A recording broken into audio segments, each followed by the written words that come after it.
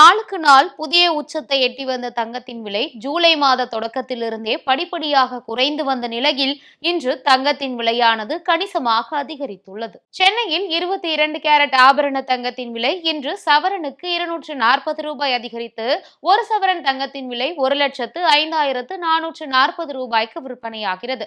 கிராமுக்கு 30 ரூபாய் அதிகரித்து ஒரு கிராம் தங்கத்தின் விலை 13,180 ரூபாயாக நிர்ணயிக்கப்பட்டுள்ளது. தங்கத்தின் விலை இன்று கணிசமாக அதிகரித்துள்ள நிலையில் வெள்ளியின் விலையும் இன்று சற்றே அதிகரித்துள்ளது.